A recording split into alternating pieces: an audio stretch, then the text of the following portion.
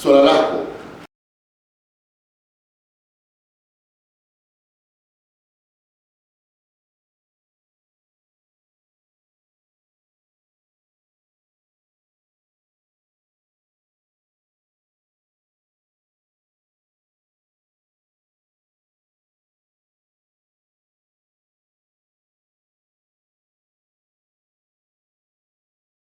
Kuanzisha, nilipata fikra kwamba lazima kuanzishwe kampuni ya uchumi na maendeleo ya Baraza Kuu la Waislamu Tanzania, na mwenyekiti nilimwambia, katibu nilimwambia, anazo habari zote.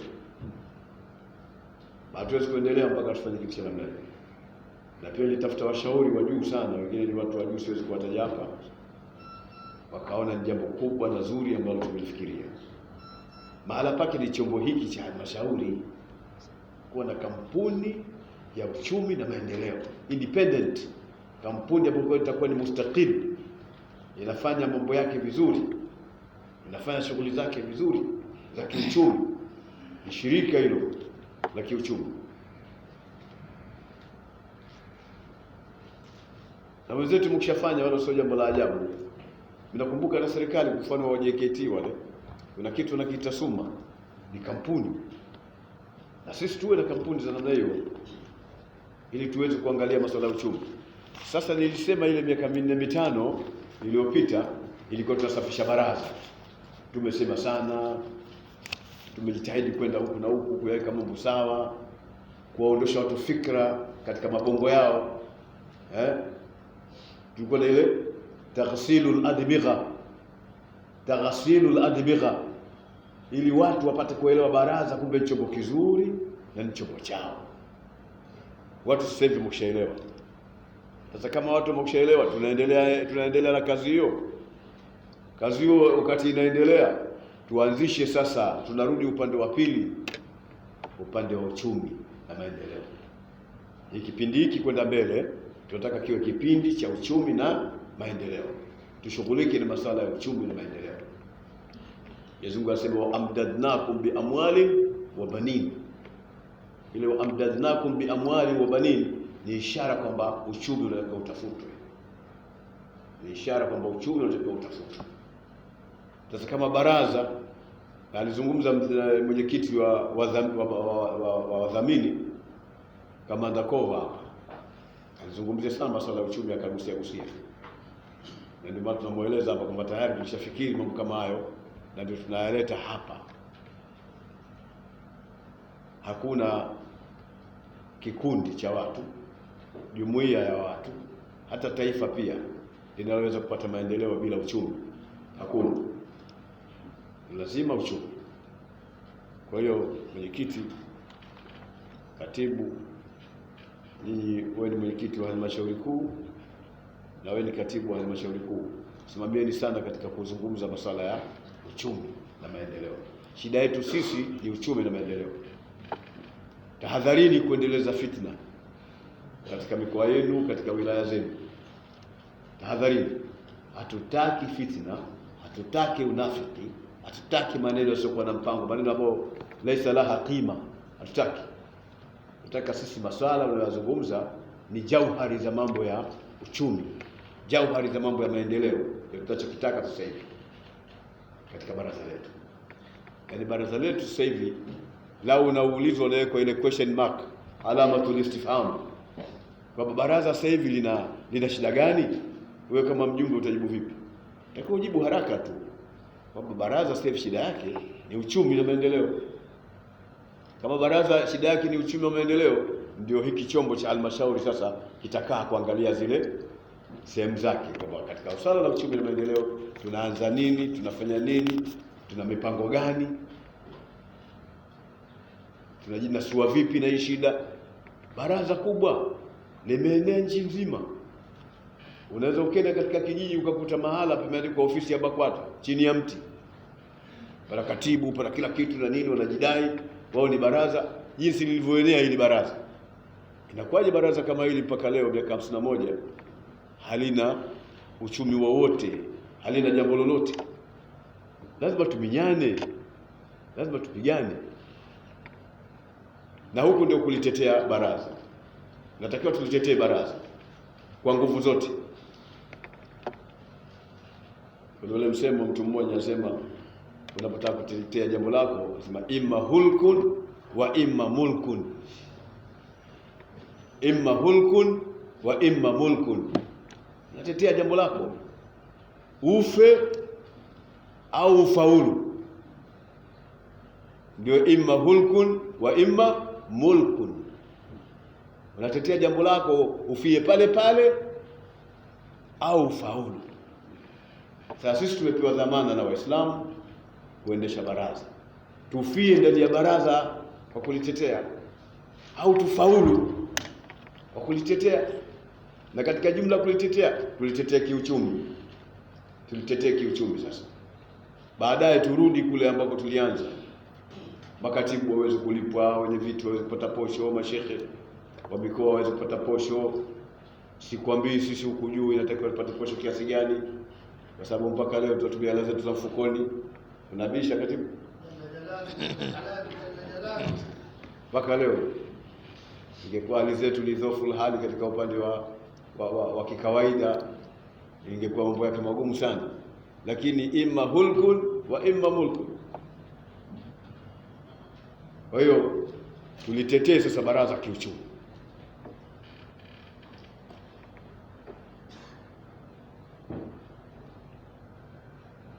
Mimi nataka kueleza kwamba alikuwa maneno yake Mheshimiwa Rais aliyopita marhumu, kwamba yeye amepanda gari na ile gari ishawasha lenda mbele, yeye atazame tena mtu wa nyuma. Yeye kapanda gari yeye kuzake mbele tu, sasa yeye hatazami nyuma tena. Na sisi tupande ni magari tuende mbele, tusitazame nyuma, tusitazame makelele ya watu. Shura. Hiyo Habari ya shura.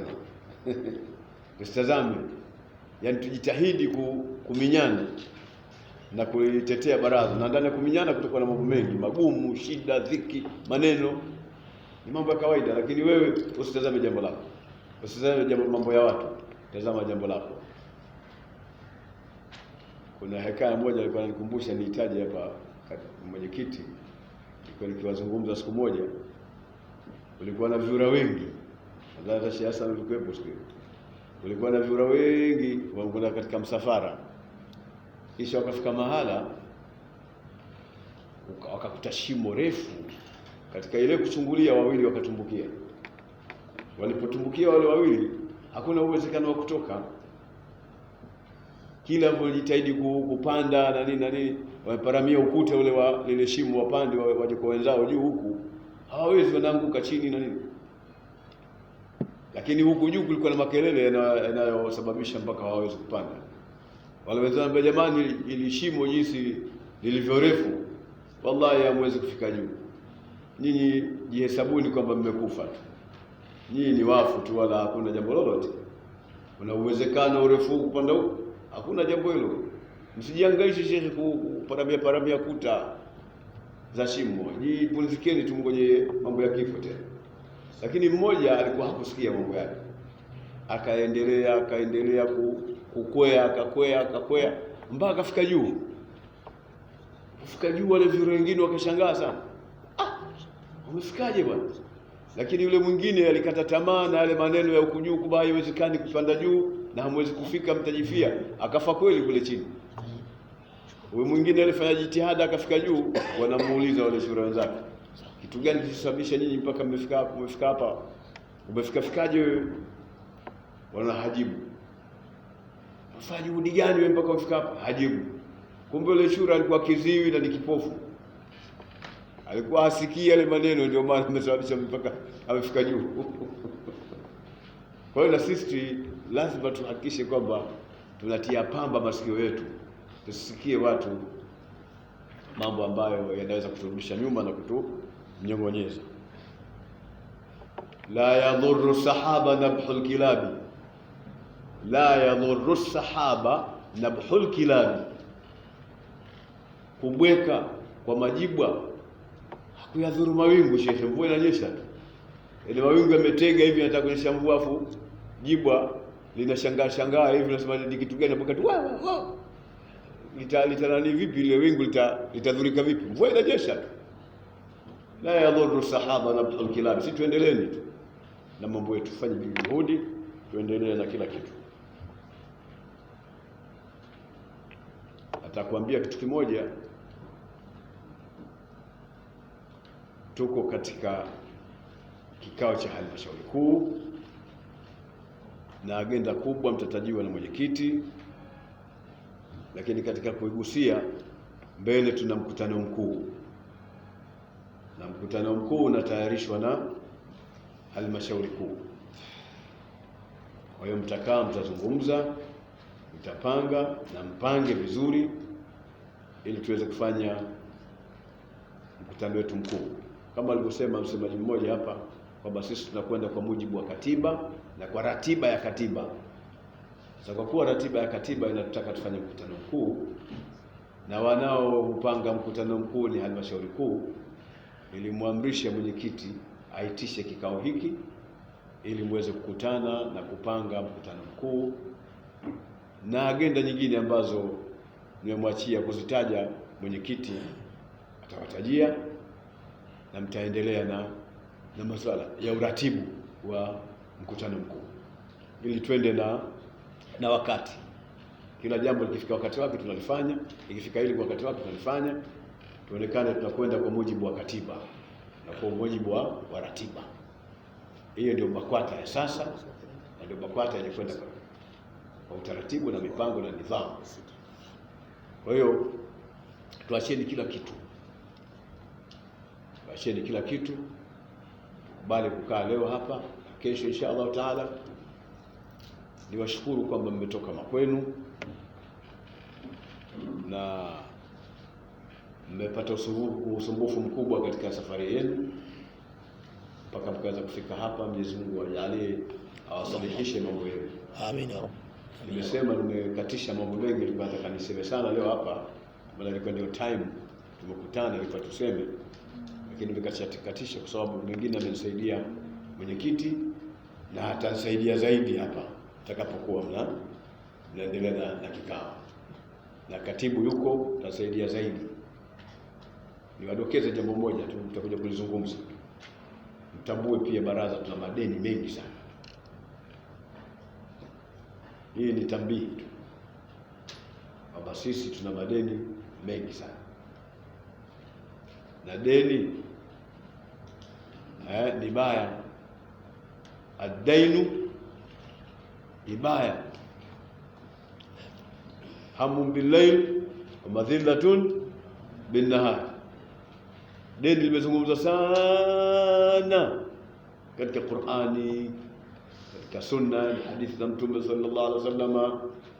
Wanazuoni wamezungumza kuhusiana na madeni, mpaka imekuja katika sheria ya Uislamu haswaliwi maiti mpaka paulizwe deni. Haikusaidii kujua kwamba deni ni jambo baya, yaani mpaka hapo haijakusaidia kujua tu kwamba deni ni jambo baya, mpaka anasimamishwa maiti ndio asiswaliwe kwanza bwana, na Mtume alikataa kumswalia mpaka patajwe deni lake kama lipo, na kama haliwezi kulipwa watakwe radhi wale wahusika na wapewa ahadi ya kwamba watalipwa. Sasa sisi kama sisi kuna madeni urathi, madeni ambayo tumeyakuta sisi makubwa. La usio nguvu zetu tulizonazo na usogora wa kuchochora huku na huku, ingekuwa tumefika mahala pabaya sana mpaka sasa hivi. Ilikuwa hatuna maelewano pia na kada mbalimbali, ingekuwa tumefika mahala pabaya sana kutokana na madeni tulionayo ambayo tumearithi. Lakini ndio kawaida, ukiingia katika nafasi unarithi yale uliyoyakuta. Ukiingia katika cheo fulani unarithi yale.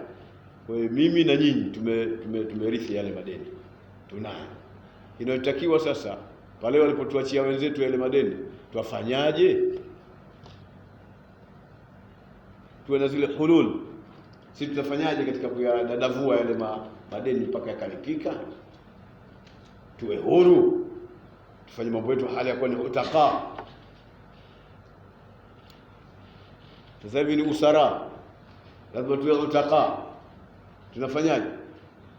Ndio haya nitakiwa muyazungumze hapa, na sheria muyazungumze nyinyi watu wa halmashauri, kwa sababu chombo chenu hiki ni chombo cha utendaji, chombo cha kuangalia mambo hayo. Hata hayo madeni ni yenu,